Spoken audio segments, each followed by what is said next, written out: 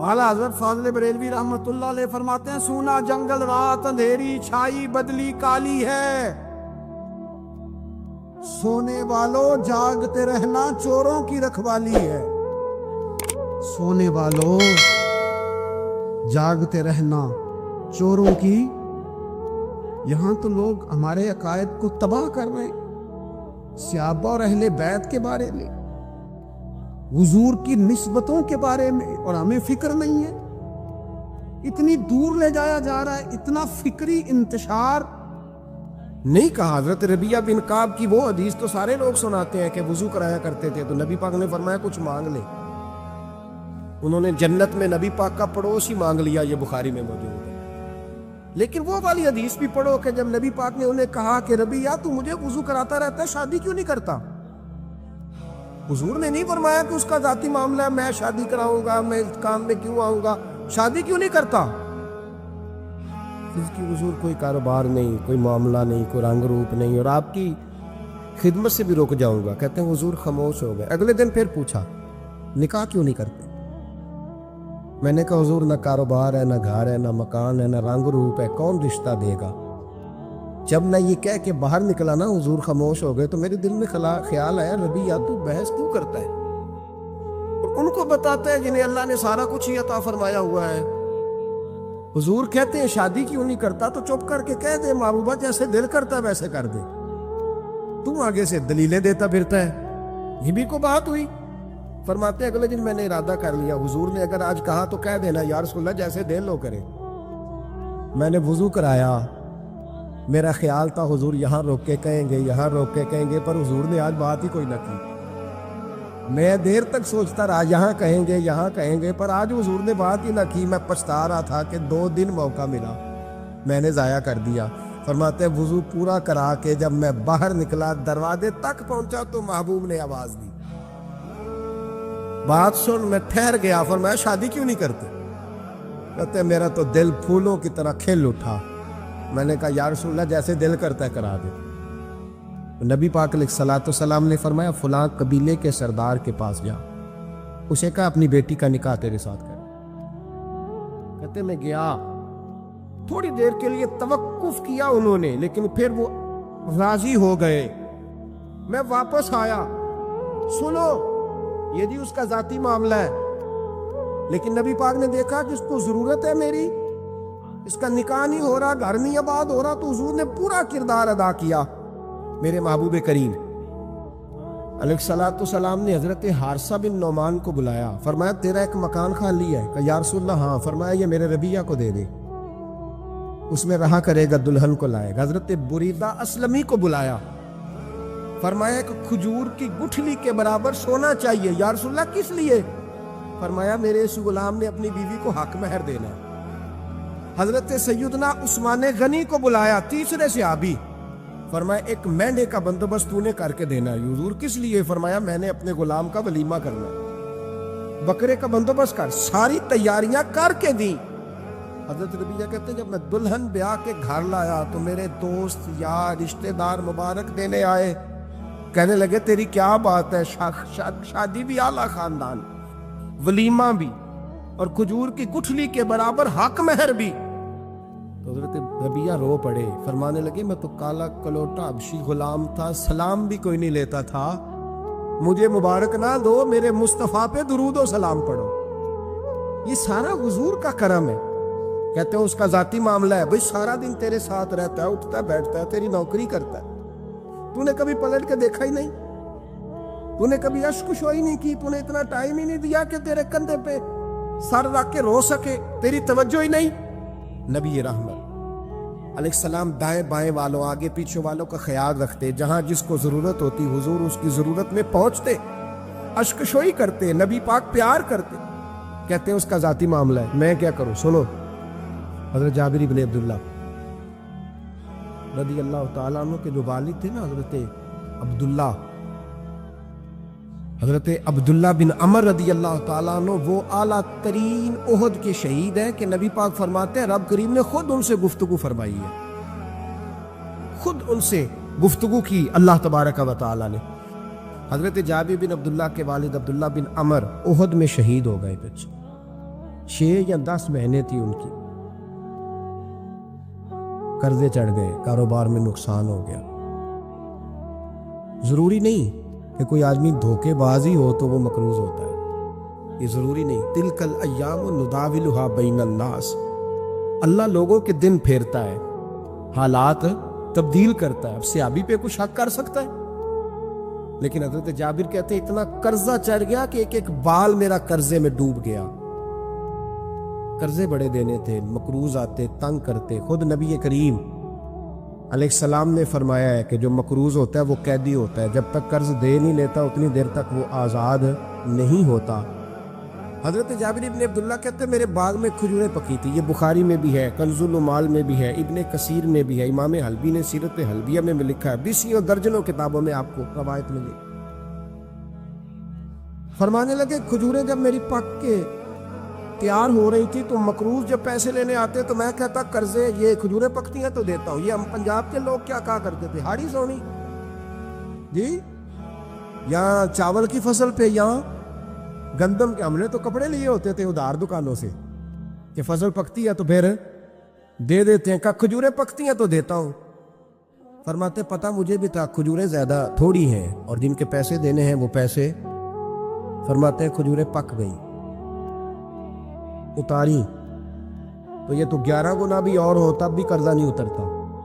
کہتے ہیں میں نے دوستوں سے، یاروں سے، رشتہ داروں سے، وہ جو کہتے نہیں کوئی حکم ہوا تو بتانا، پھر جس دن بندہ حکم بتاتا ہے اس دن کہتے ہیں آج سویرے ہی بچہ پیسے لے گیا، یہ تو 2 گھنٹے پہلے بتاتا تو تیرا کام، ہنس رہے ہیں آپ بیچ بیچ میں سے، 2 گھنٹے بعد لیٹ ہیں آپ، بلکہ کہیں تو پونے گھنٹے کا ٹائم دیتے ہیں، کہتے ہیں پونا گھنٹہ پہلے تو آ جاتا تو تیرا کام بس، اور جب بھی آپ فون کرو سے اگلی دفعہ کرے تو پھر شاید آدھے گھنٹے کا ٹائم دے دیں، آدھا گھنٹہ ہو گیا تو لیٹ ہو گیا، ورنہ کام بالکل تیار تھا۔ اور ہمارے زمانے میں تو دوستی قائم رکھنی ہے تو صرف اس سے رہ سکتی ہے جسے آپ کام نہ بتائیں، حالانکہ اس دوست کا کیا مطلب، دنیا تے جو کام نہ آیا اوکھے سوکھے ویلے، اس بے فیضے سنگی کو لو بہتر یار اکیلے، کیا مطلب ہے؟ کام بتایا تو رفو چکر ہو گیا، مانا کیا ہوا اس بات؟ میرے رسول کائنات علیہ السلام کے صحابی کہتے ہیں سب سے کہا پر کسی نے نہ سنی، جب میں تھک گیا نا تو میں دروازہ رسول پہ چلا گیا، یا رسول اللہ، یا رسول اللہ، یا رسول اللہ، حضور قرضے زیادہ ہیں، کھجوریں کم ہیں، یہودیوں کے پیسے ہیں وہ مانتے نہیں، نبی پاک نے فرمایا ان سے کہو تھوڑے تھوڑے لے لے باقی پھر دے، حضور نہیں مانتے۔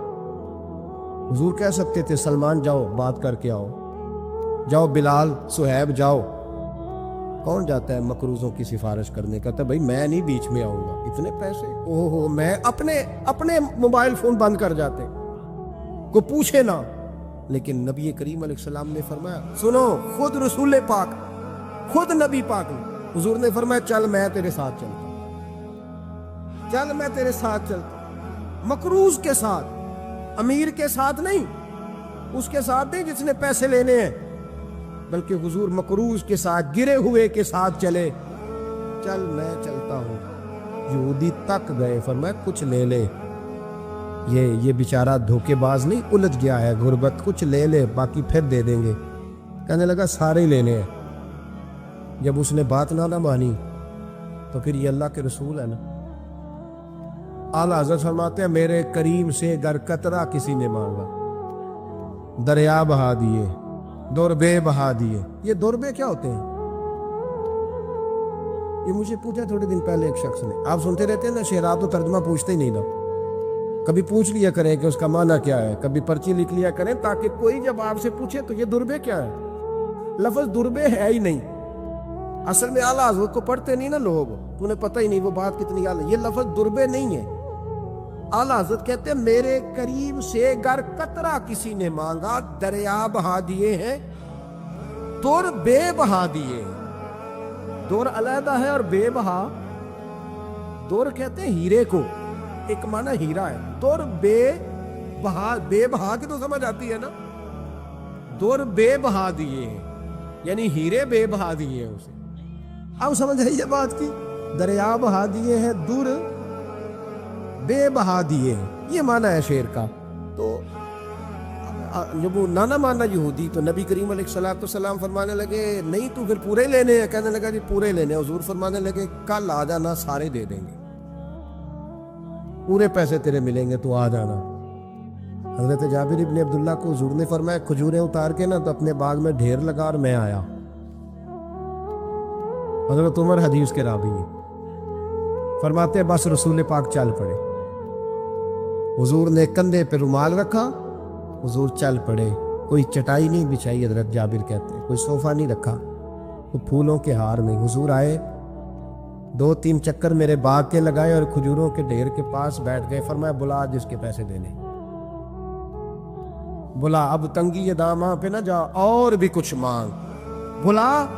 فرماتے بندے کو بلایا. حضور نے فرمایا کتنے پیسے؟ حضور اتنے درہم دینار ہے. فرمایا کھجوریں تولتا جا اور دیتا جا. فرماتے میں دیتا گیا. میں نے کہا حضور اس کے پیسے پورے ہو گئے. حضور مسکرا کے فرمانے لگے چل 4-5 کلو کھجوریں اضافی دے دے, کوئی عرض نہیں. کہتے وہ بھی دے دی. حضور نے فرمایا بلا دوسرے کو. فرمایا اس کو بھی بلایا, تولتا گیا, دیتا گیا. حضور پورے ہو گئے.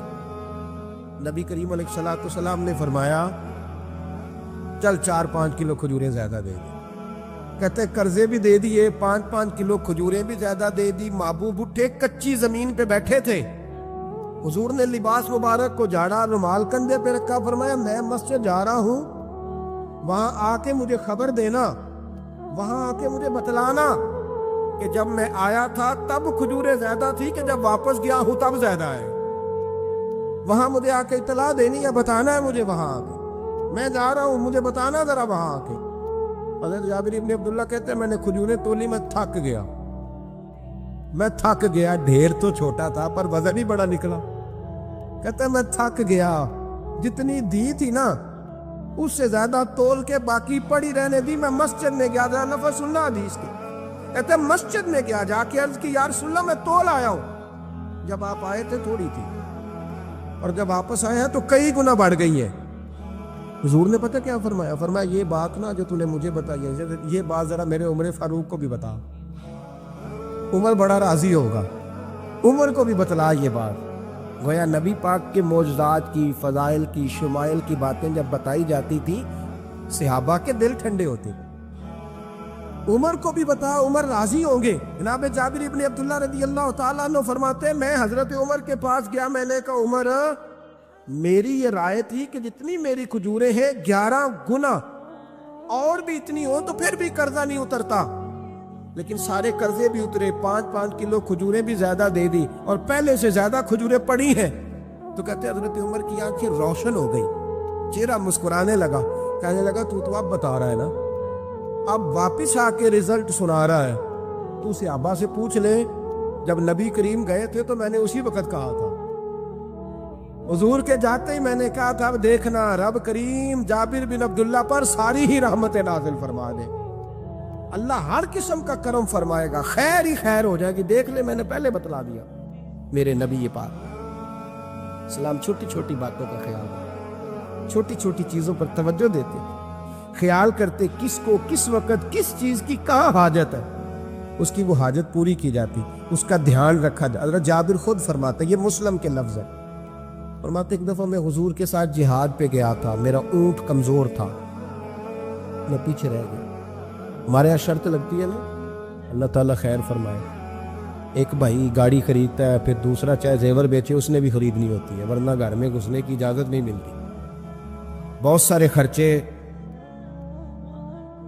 یہ جو جوائنٹ فیملی سسٹم ہے نا, اکٹھے جو ہاں بھائی رہتے ہیں 3 4 5 6, اس کے بہت سارے خرچے ضد کی وجہ سے بڑھ جاتے ہیں.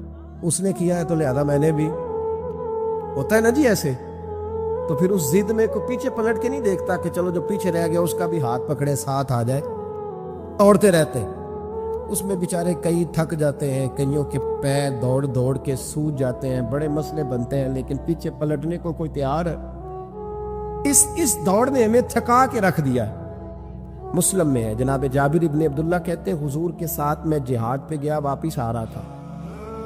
میرا اونٹ کمزور تھا, بوڑھا تھا, بیمار تھا, سب لوگ آگے گزر گئے, میں پیچھے رہ گیا. کچھ میں پریشان رہتا تھا غربت سے, تو میں مایوس بھی تھا, ذرا پیچھے رہ گیا, پریشان تھا. فرماتے ہیں نبی پاک نے نا 2-3 دفعہ پلٹ کے دیکھا, ادھر دیکھو، میں نے اپنی زندگی میں بڑے لوگ دیکھے ہیں، وہ امیروں میں چلے گئے، پیچھے پلٹ کے انہوں نے غریبوں کو کبھی نہیں دیکھا کہ وہ ایک دوست ہوتا تھا ہمارا جو ماڑا ہے، غریب ہے، پلٹ کے نہیں دیکھا۔ کہتے ہیں نبی کریم علیہ الصلوۃ والسلام نہ آگے گئے، سب سے آگے۔ حضور نے 2 4 5 دفعہ نہ پیچھے پلٹ کے دیکھا۔ جابر ابن عبداللہ کہتے ہیں جب میں نظر نہ آیا تو میرے محبوب کا انداز کریمانہ دیکھیں، حضور اعلانیہ فرمانے لگے، بھئی مجھے جابر نہیں نظر آ رہا۔ بے خبر ہو جو غلاموں سے، واقعہ کیا ہے؟ واقعہ کیا ہے؟ یہاں ہمارے استاد جب یہ حدیث پڑھا رہے تھے نا، یہ حدیث پڑھا رہے تھے تو اچانک رونے لگ گئے۔ میں نے کہا حضور کیا ہوا، رو کیوں پڑے؟ تو کہنے لگے یار سوچتا ہوں جو محبوب جہاد سے واپسی پر اپنے غلاموں کو نہیں بھولے، وہ میدان محشر میں کیسے بھول جائے؟ وہ وہاں بھی پوچھیں گے فلانا کدھر گیا، فلانا کدھر گیا، ایک ایک کا نام لیں گے، حضور نام لیں گے ہماری موج بن جائے گی۔ نبی کریم نے پلٹ کر کے دیکھا، جابر نہیں نظر آ رہے، حضور ان کا اونٹ کمزور ہے، پیچھے رہ گئے۔ حضور نے یہ نہیں فرمایا کہ ذرا آہستہ کرو ساتھ، یہ نہیں فرمایا، بلکہ نبی پاک نے فرمایا تم چلو۔ قافلہ چلتا رہا، حضور نے گھوڑا پیچھے کی طرف موڑا، سب سے پیچھے آئے۔ جناب جابر کہتے پیچھے میرے پاس۔ اس حکمت کو آپ سمجھیں، حدیث کے لفظوں پر آپ غور کریں۔ ایک کہہ کے کہنا ذرا اس کو میرے پاس لاؤ، یہ بات اور ہے، ذرا آہستہ ہو جا، وہ بھی ساتھ مل جائے۔ لیکن یہ معنی اور ہے کہ غریب جہاں بیٹھا ہے اس کے پاس خود چل کے جانا۔ حضور خود پلٹ کے پیچھے آئے اور فرماتے میں جو کہ پریشان تھا تو محبوب میری طرف دیکھ کے فرمانے لگے اس کو دوڑاتا کیوں نہیں، پیچھے کیوں رہ گیا؟ تو کہتے ہیں مایوس بندہ، پریشان بندہ کبھی کبھی وہ اس طرح بولتا ہے کہ جیسے کڑ رہا ہے، تھوڑا سا نا سخت ترش باتیں بھی کرتا ہے۔ کہتے ہیں میں نے اس عالم میں نا، میں نے کہا حضور اس قابل ہوتا تو سب کے ساتھ مل نہ جاتا، کمزور ہے، ماڑا ہے، مہران ہے، وہ بھی پرانی، وہ چل ہی نہیں سکتی، یہ کہاں یا رسول اللہ دوڑے گا، اس قابل ہی نہیں ہے۔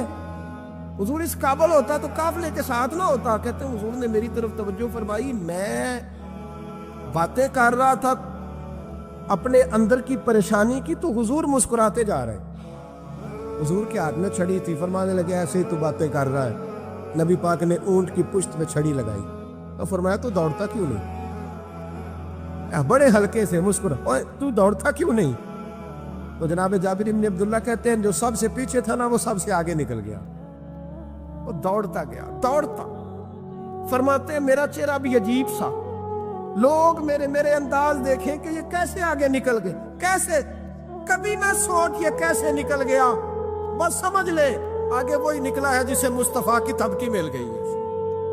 تو یہ نہ کہ سیاست کر گیا، چلاکی کر گیا، بس تھپکی مل گئی تو بات بن گئی۔ کہتے ہیں میں نکل گیا آگے، حضور کی تھپکی جو ملی تھی۔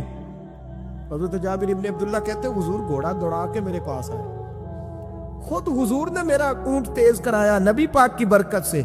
تو قریب آ کے فرمانے لگے ٹھہر جا یار، ہم بھی تیرے قافلے میں، ہمیں بھی ساتھ لے لے۔ فرماتے اب تو میں رو ہی پڑا کہ خود بھیک دے، خود ہی کہے منگتے کا بھلا ہو، ٹھہر جا یار ہمیں بھی ساتھ لے لے۔ جناب جابر ابن عبداللہ رضی اللہ تعالیٰ عنہ فرماتے کہ جگہ پڑاؤ کیا، رکے، ٹھہرے کھانے پینے کو، نماز پڑھنے۔ نبی کریم نے مجھے بلایا، میں حاضر ہوا تو کہا یا رسول اللہ حضور حکم۔ تو محبوب فرمانے لگے جابر یار تیرا اونٹ میں نے نرالا ہی دیکھا، بوڑھا ہو کے سب سے آگے نکل جاتا ہے، بیمار ہو کے، کمزور ہو کے۔ کہتے ہیں میں چہرہ دیکھتا جا رہا ہوں کہ حضور سارا ہی پتہ ہے آپ کو، میں کیا عرض کروں؟ تو محبوب فرمانے لگے پسند آ گیا، بیچ نہیں دیتے میرے ہاتھ؟ یا رسول اللہ آپ رکھ لیں، حضور آپ کا یہ۔ فرمایا نہیں میں پیسے دوں گا۔ کتنے کا ہے؟ کہ یا رسول اللہ آپ رکھ لیں۔ فرمایا پیسے دوں گا۔ یا رسول اللہ مارکیٹ میں جاؤں تو 6-7 دینار کا بکے گا۔ فرمایا نہیں بھائی میں تو پورے 10 دوں گا۔ 6-7 نہیں، میں تو پورے، حساب سیدھا، 6-7 کا کیا حساب ہوا، 10 پورے کا۔ حضور پھر بندہ نوازی ہے نا، کون بول سکتا ہے؟ حضور نے فرمایا بلال تیرے پاس 10 دینار تھے؟ حضور ہیں۔ فرمایا ان کو دے دو، اونٹ کے پیسے رکھ لو اور مال نہ مدینے جا کے دے دے۔ جابر ابن عبداللہ کہتے ہیں میں مدینے گیا شام، میں نے نا کبھی اپنے اونٹ کی اتنی خدمت نہیں کی جتنی اس دن کی۔ میں نے اسے بڑے پیار سے نہلایا، میں نے نئی رسی خرید کے اسے نکیل ڈالی، آج محبوب کی بارگاہ میں لے کے جانا ہے۔ کہتے ہیں تیاری کر کے نا، تیاری پوری تیاری کر کے، تن تندور ہڈاں دا بالن تے اسی ہاواں نال تپایا، کپ کپ مکیاں پیڑے کیتے، عشق پلیتھن لایا، تن دا سالن تے من دی ہانڈی، اتو نون صبر دا پایا، غلام فریدا وے میں ساری تیری، تینوں اجے یقین نہیں آیا۔ کہتے ہیں اسے بڑے پریم سے، بڑی محبت سے سجا کے، سوار کے، نکھار کے، تیار کر کے میں نبی کریم کی بارگاہ میں لے کے گیا۔ ظہر کی نماز پڑھ کے حضور نکلے، میری طرف دیکھا، میں نے کہا حضور پیسے لے لیے تھے، یہ آپ کا سامان ہے، مال ہے؟ کہتے حضور نے نکیل تھامی، میں واپس پلٹا، ابھی گلی کی نکر مڑا نہیں تھا، حضور نے آواز دی، جابر ذرا سن تو صحیح۔ کہتے میں واپس آیا ہوں تو حضور مجھ سے باتیں کرنے لگے، فرمانے لگے یہ میرا اونٹ ہے، اسے کمزور اور بوڑھا نہ سمجھنا، کبھی جانوروں میں دوڑا کے دیکھنا، سب سے آگے نکل جاتا ہے۔ اور کریم محبوب فرمانے لگے 6-7 دینار کا نہ سمجھنا، میں نے پورے 10 دینار کا خریدا۔ اور پھر حضور پھر مسکرائے، فرمایا جابر تمہیں پتہ ہے تحفہ لینے دینے سے محبت بڑھتی ہے؟ حضور ہاں۔ فرمایا رکھ لو، میں تمہیں تحفے میں دینا چاہتا ہوں، رکھ لو، میں تحفے میں دینا چاہتا ہوں۔ جناب جابر بن عبداللہ کہتے ہیں میں واپس لوٹ رہا تھا، رو رہا اور کہہ رہا تھا جیسا نبی اللہ نے مجھے دیا، جیسا رسول اللہ نے، سب سے اولا ہو اعلیٰ ہمارا لب۔ آنکھیں بند کر کے، جھوٹ کی زندگی جی کے، اپنے ساتھ بددیانتی کر کے، دھوکہ دے کے، اپنے آپ کو دائیں بائیں، اپنے آپ کو کہیں مصروف رکھ کے کچھ وقت ضائع تو کر لیتے ہو، پر تمہیں پتہ تو ہے نا کہ عبادت اللہ کی کرنی، تمہیں اس کی خبر ہے۔ میرے رسول پاک علیہ وسلم نے فرمایا بندہ اللہ کے سب سے قریب اس وقت ہوتا ہے جب وہ سجدے کی حالت میں ہوتا ہے۔ کس کے قریب ہوتا ہے؟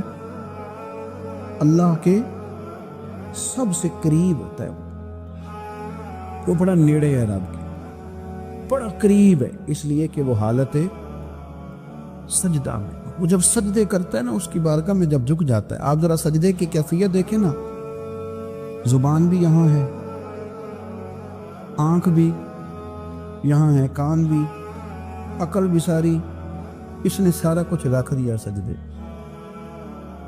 آپ وہ کبھی پیچھے جائیں تو دیہاتوں میں کہا جاتا تھا ناک سے نکیریں نکالو، بہت بڑی سزا ہوتی تھی نا، ناک سے نکیریں نکالو، بڑی سزا ہوتی تھی۔ تو اس نے کہا مالک مجھے کسی نے کہا نہیں، پر دیکھنا میں نے رکھ دی ساری عقل سجدے میں، اور رکھ کے کہا کیا سبحان ربی یا اللہ، اللہ میں پست ہوں تو اعلیٰ، اللہ تو میرا رب ہے اور تو سب سے اعلیٰ اتنا۔ اور فرمایا جب یہ اس کیفیت میں ہوتا ہے تو پھر یہ اپنے رب کے قریب ہوتا ہے۔ میرے نبی کریم علیہ السلام نے مصلی سے دل لگانے کا درس دیا، حضور نے توجہ دلائی، صحابہ اس ذوق کے حامل لوگ تھے، وہ کوشش کرتے تھے۔ جناب صدیق اکبر رضی اللہ تعالیٰ عنہ کا عبادت کا مزاج ہمیشہ قائم رہا۔ حضرت عمر فاروق ساری رات اللہ کے حضور کھڑے رہے۔ حضرت عثمان غنی رضی اللہ تعالیٰ عنہ عشاء کی نماز پڑھ کے 2 رکعتوں کی نیت باندھتے تھے، 15 سپارے پہلی رکعت میں پڑھ دیتے اور 15 سپارے قرآن مجید کے دوسری رکعت میں پڑھ دیتے۔ آپ نے نا حضرت عمر فاروق کے وصال کے بعد ان کی ایک بیوہ سے نکاح کیا، حضرت عثمان غنی نے نکاح کیا۔ وہ خاتون آپ کے نکاح میں آئیں تو عرض کرنے لگی امیر المومنین میرے لیے اعزاز تو بہت ہے کہ میں امیر المومنین کی بیوہ تھی تو امیر المومنین کی منکوحہ ہو گئی ہوں، لیکن حضور نہ تو میں جوان ہوں کہ میرے اندر رغبت ہوتی اور نہ میں اب اس قابل ہوں کہ کوئی خدمت کر سکوں، میرے ساتھ نکاح کی وجہ کیا بنی؟ عثمان غنی رو پڑے، فرمانے لگے میں نے عمر فاروق کو مسجد میں اپنے رب سے ڈرتے ہوئے دیکھا، میں نے اسے روتے ہوئے دیکھا، عدل کرتے دیکھا، انصاف کرتے دیکھا، امت کی خیر خواہی کرتے دیکھا۔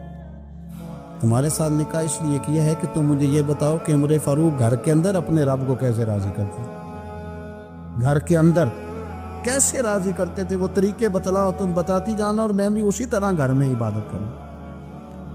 جس گھر میں اللہ کا ذکر ہوتا ہے وہ گھر زندوں کا ہے، اور جس گھر میں رب کریم کا ذکر نہیں ہوتا وہ گھر زندوں کا نہیں ہے۔ گھر نا ہم نا کتابوں میں پڑھتے ہیں کہ ایک بزرگ کہتے ہیں، حضرت فضیل بن عیاض کہتے ہیں کہ میں ایک گلی سے گزر رہا تھا تو گھر کے اندر کسی قاری صاحب نے قرآن کی آیت پڑھ دی، وَلِمَنْ خَافَ مَقَامَ رَبِّهِ جَنَّتَانِ۔ میں تو میرے کانوں سے ٹکرائی تو اللہ نے میری کایا ہی پلٹ دی، میں توبہ کر گیا۔ اب گھر کے اندر سے آواز آئے تو صحیح نہ تلاوت کی، پر اندر سے آواز آتی نہیں ہے، ڈیک بجنے کی آواز آتی ہے، یا ٹی وی چلنے کی آواز آتی ہے، یا دھوم مچانے کی آواز آتی۔ عبادت کا وہ جو خاص شوق تھا، وہ جو حسن تھا، وہ جو توانائی، وہ جو بات۔ ایک جگہ پہ ہم بیٹھے تھے تو وہاں ایک صاحب آئے اور انہوں نے آتے ہی کہا کہ مہربانی کریں ذرا مجھے مصلی دے دیں، میرے نہ کچھ نفل رہ گئے۔ تو میں نے وضو کر لیا تو کوئی مصلی مل جائے، مصلی انہیں دے دیا کہ آپ وہ مصلی لے کے چلے گئے۔ تو پیچھے ایک صاحب نے تبصرہ کیا کہ انہوں نے کتنا ریاکار بندہ ہے، لوگوں کو دکھا رہا ہے کہ میں نفل پڑھتا ہوں، ہے کو بات کرنے والی۔ میں نے اسے کہا، میں نے کہا تو مہربانی کرنا، اس طرح کی ریاکاری تو بھی کر، پکڑ مصلی اور جا تو بھی تھوڑی ریاکاری کر کے آ، اٹھ ذرا شکر کر، کوئی یہ ریاکار بھی ملا ہے، کوئی نفل پڑھ کے ریاکاری کرنا۔ اللہ کا میں کہتا ہوں کو پڑھے تو صحیح نہیں یار، یہ کوئی دور ہے نفل پڑھنے کا، اس میں تو لوگوں کا مزاج ہی نہیں، طبیعت ہی نہیں۔ میں نے کہا چل مہربانی کر یہ دے مصلی اور تو بھی جا تھوڑی سی ریاکاری کرو تو صحیح نا، مزاج ہی نہیں، ذوق۔ جمعے کی نماز پڑھ کے یوں دنیا بھاگتی ہے، او ہو پتہ نہیں کون سی پیچھے آگ تھی جو بجھائی جائے گی، اور آج تک لوگ مسئلہ پوچھ رہے ہیں کہ جمعے کی بعد والی سنتیں کتنی ہوتی ہیں۔ میں نے کہا کتنے سال ہو گئے جمعہ پڑھتے، کتنے سال ہو گئے، ابھی تک سنتوں کا نہیں پتا، ابھی تک نہیں علم کے پہلے کتنی رکھتے ہیں اور بعد میں کتنی رکھتے ہیں۔ فجر کی سنتیں کب پڑھنی چاہیے، سنو فجر کی سنتوں کے بارے۔ میرے رسول کریم سید عالم صلی اللہ تعالی علیہ وسلم سے ایک صحابی نے پوچھا تھا، حضور میری فجر کی سنتیں رہ گئیں یا رہ جاتی ہیں تو حکم کیا ہے، کیا انداز ہے حضور کا۔ بخاری مسلم کے لفظ سنو، حضور سید عالم صلی اللہ علیہ وسلم فرمانے لگے، اس نے کیا پوچھا تھا، حضور جواب کیا دیتے، فرمایا فجر کی سنتیں کبھی نہ چھوڑنا، فجر کی پہلی 2 سنتیں کبھی نہ چھوڑنا۔ یا رسول اللہ صلی اللہ تعالی علیہ وسلم میری رہ گئی ہیں، رہ جاتی ہیں، فرمایا فجر کی 2 سنتیں نہ چھوڑنا، فرمایا فجر کی پہلی 2 سنتیں مجھے دنیا اور دنیا کے اندر جو کچھ ہے وہ سب سے زیادہ پیاری ہے۔ فجر کی 2 سنتیں دنیا اور دنیا میں جو کچھ ہے مجھے وہ سب سے زیادہ پیاری ہے، اس لیے فجر کی سنتیں نہ چھوڑنا۔ اپنا ذوق، اپنی طبیعت، ہم نے نا ذوق غلط بنا لیا۔ اگر 20 بندے کہہ بھی دیں گے تو نے بڑی شاندار تلاوت کیا تو کیا اس سے بنے گا، 100 بندہ کہہ بھی دے تیری کیا بات ہے، کیا بات ہے نعت خاں کی، کیا بات ہے علامہ صاحب کی، پیر صاحب کی، پیر مہر علی شاہ صاحب رحمۃ اللہ علیہ۔ آپ تشریف فرماتے تو آپ کے ایک ہی بیٹے بابو جی جن کو کہا جاتا ہے، جس دن صاحبزادے پیدا ہوئے تو خادم نہ وہاں سے نکلا۔ ان لوگوں کے شوق اور طرح کے تھے نا، تو ان کی توجہ بھی اپنے شوق کی طرف رہتی، تو خادم نکلا اندر سے، پیر صاحب مبارک ہو، پیر صاحب مبارک ہو، پیر صاحب مبارک ہو، پیر صاحب مبارک ہو، شور کر رہا ہے۔ تو پیر صاحب کو وجد ہو گیا، اللہ اکبر اللہ اکبر اللہ، کیا ہوا، کس کی مبارک دے رہے ہو، اس کی حضور اللہ نے بیٹا دیا۔ تو آپ فرمانے لگے اچھا حضور آپ کیا ہوا، آپ تو پریشان ہو گئے۔ فرمانے لگے جب تو نے 3 دفعہ کہا نا مہر علی کو مبارک ہو تو میں سمجھا تھا شاید تجھے کسی نے بتا دیا ہے کہ مہر علی سے اللہ راضی ہوگا،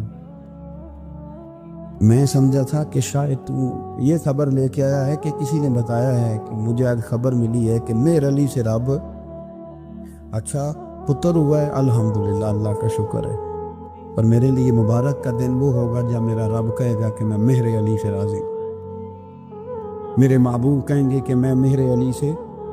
آپ بات کو سمجھے، شوق ہی کسی اور طرف تھا، دل ہی کہیں اور لگا ہوا تھا، طبیعت ہی کہیں اور مائل تھی۔ کوئی وظیفہ پوچھتے تھے تو پڑھتے تھے وہ لوگ، کچھ اللہ اللہ انہیں بتائی جاتی تھی تو کرنے کا ذوق رکھتے تھے، طبیعت تھی، قائل تھے۔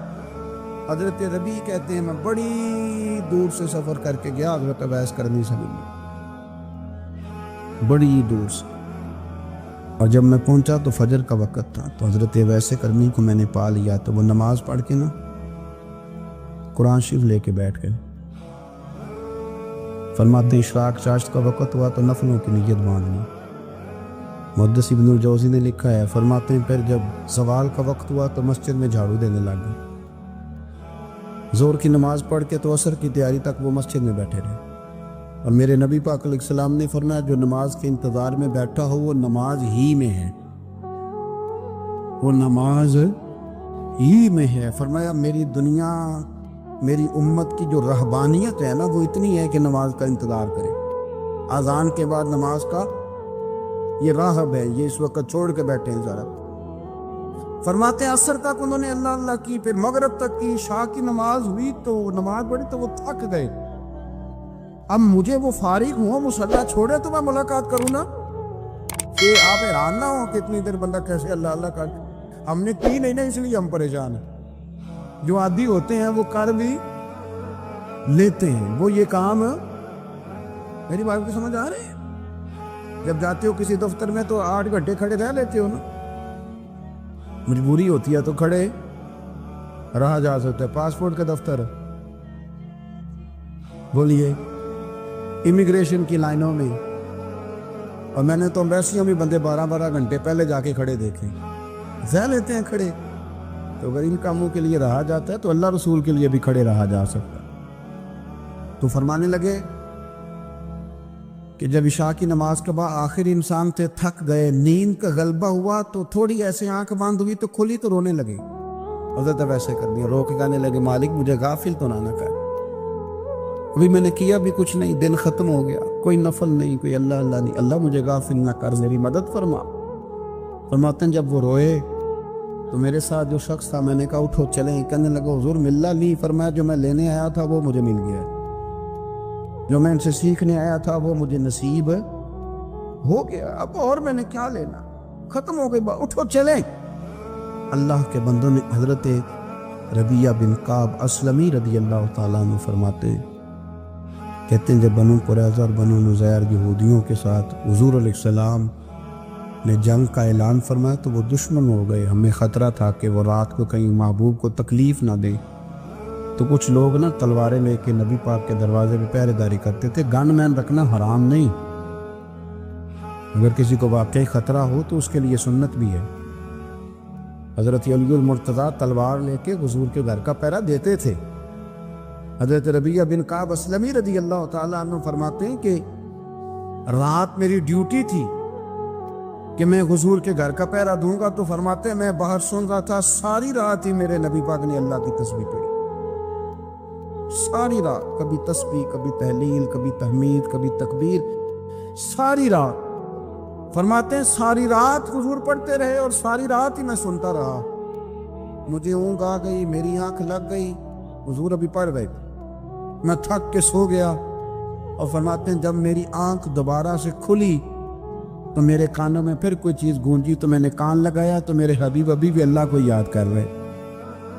ساری رات حضور رب کی عبادت کرتے، اسی لیے تو کہا یا ایھا المزمل قم اللیل الا قلیلا، حبیب ساری رات تو نہ جاگا کر، تھوڑا آرام بھی کر لیے گا۔ میرے بھائی اپنا مصلی، اپنی عبادات، اپنے وظائف، اللہ اللہ جو آپ نے کسی سے سیکھی ہے اس کو کبھی کمزور نہ ہونے دیں۔ شجرہ شریف جو کسی بزرگ سے آپ لے لیتے ہیں تو کیا رسم ہے کوئی؟ اس پہ کچھ لکھا ہوتا ہے، وہ پڑھنے کے لیے دیا جاتا ہے، اس پہ لکھا ہوتا ہے کہ یہ اللہ اللہ آپ نے کرنی ہے۔ انسان پر اگر کوئی شخص نیکی کر دیتا ہے، احسان کر دیتا ہے، تو انسان اس کے سامنے پھر گردن نہیں اٹھا سکتا، یار یہ میرے مشکل وقت کا دوست ہے، اس نے میرے ساتھ نیکی کی، کبھی بھی گردن نہیں اٹھائے گا، جھکا کے رکھے گا۔ تو اگر عام کوئی نیکی کر دے تو اس کے سامنے انسان کبھی گردن نہیں اٹھاتا، تو جو رب ساری نعمتیں عطا فرمائے، جو کہے کہ تیری تخلیق میں نے کی، تجھ سے پہلوں کو بھی پیدا میں نے کیا، تیرے لیے زمین کا بچھونا بھی میں نے بچھایا، آسمان کی چھت بھی میں نے لگائی، تیرے لیے زمین سے ساری اناج کو، پھل کو، کھیتیوں کو نکالا بھی تیرے لیے۔ اب تو اس طرح کر کہ تو میری عبادت کر، تو میری بارگاہ میں جھک جا۔ بہت سارے نشے لوگوں کو لگے ہوئے ہوتے ہیں،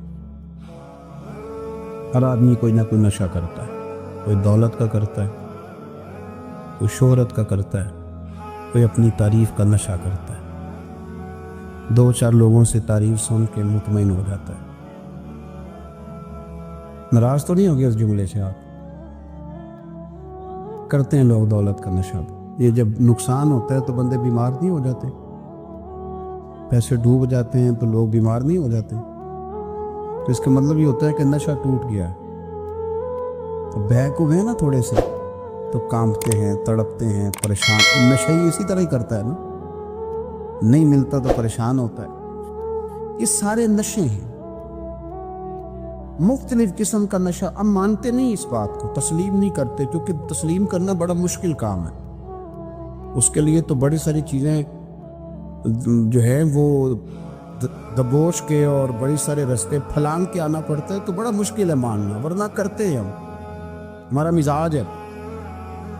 یہ گھومنے پھرنے کا، دنیا دیکھنے کا بھی ایک نشہ ہے، یہ بہت ساری باتیں کرنے کا بھی ایک نشہ ہے، گپ شپ کا بھی ایک نشہ ہے۔ 2-4 لوگوں کی جب تک پگڑیاں نہ کھول لیں، بعض لوگوں کو نیند نہیں آتی۔ یہ غیبت کا، چغلی کا، بددیانتی کا، یہ بھی ایک نشہ ہے۔